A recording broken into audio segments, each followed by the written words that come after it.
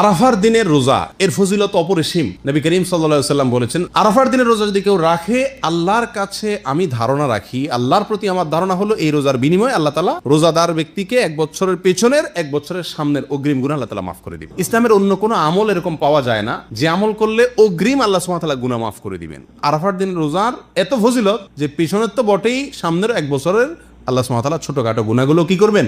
মাফ করে দিবেন। অতএব আরাফার দিনের রোজা আমাদের সকলের রাখা উচিত। কিন্তু এই রোজা রাখতে গিয়ে একটা বিভ্রান্তির মুখোমুখি আমরা হই, একটা প্রশ্নের মুখোমুখি আমরা হই। সেটা হলো যে আমরা আরাফাতের দিনের রোজাটা বাংলাদেশে মানুষেরা কোন দিনে রাখবো? আমরা কি 9 তারিখে রাখবো নাকি 8 তারিখে রাখবো? কারণ হাজী সাহেবরা আরাফাতে যেদিন অবস্থান করেন সেদিন আমাদের দেশে 8 তারিখ হয়। চাঁদের কি থাকে? 8 তারিখ থাকে। তো আমরা কি হাজী সাহেবরা আরাফাতের মধ্যে অবস্থান করছেন সেদিকে তাকায় 8 তারিখেই রাখবো, নাকি হাজী সাহেবরা সৌদি আরবে যেহেতু 9 তারিখে আরাফাতের ময়দানে অবস্থান করছেন, অতএব ওই 9-এর দিকে তাকে আমরা 9 তারিখে রাখবো? এটা নিয়ে একটা ধোঁয়াশা, একটা প্রশ্ন আমাদের ভেতরে কমবেশ আছে।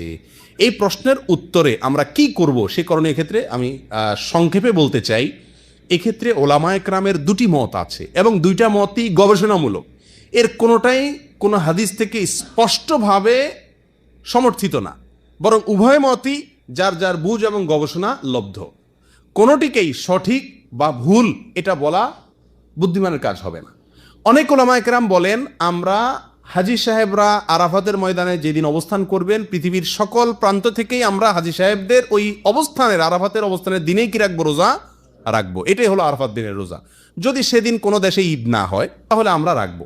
সেটা আমার দেশে 8 তারিখ হোক 7 তারিখ হোক, দেখার দরকার নেই। এটা হলো অনেক ওলামায়ে কেরামের মত।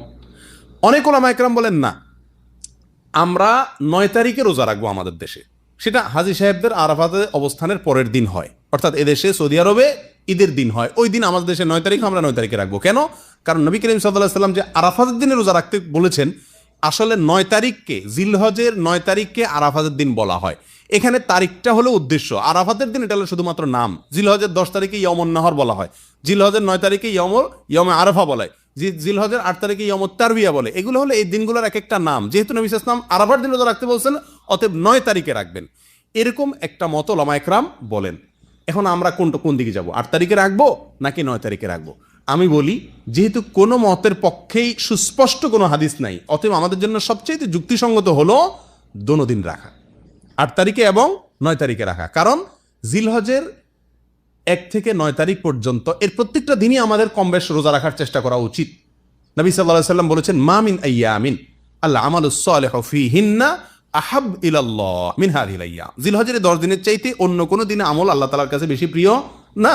এই জন্য ওলামায়ে কেরাম বলেন যে এই 10 দিনের প্রথম দিনগুলো, ঈদের দিন বাদে প্রথম দিনগুলো প্রত্যেকটা দিনই কি রাখা উচিত? নফল রোজা রাখা উচিত। তবে বিশেষভাবে হাদিসে নির্দেশ হলো কিসে? আরাফাতের দিন রাখার জন্য। অতএব আমরা যদি 8-9, আমাদের দেশের লোকেরা 8-9 উভয় দিন আমরা রোজা রাখি জিলহজের, তাহলে সেক্ষেত্রে সন্দেহাতীতভাবে আরাফাতের দিনের রোজা রাখা আমার হয়ে যাবে। অতএব এই 8-9 উভয় দিন রাখাই আমাদের জন্য সবচেয়ে উত্তম এবং বেস্ট। আল্লাহ তাআলা আমাদেরকে আমলের তৌফিক দান করুন।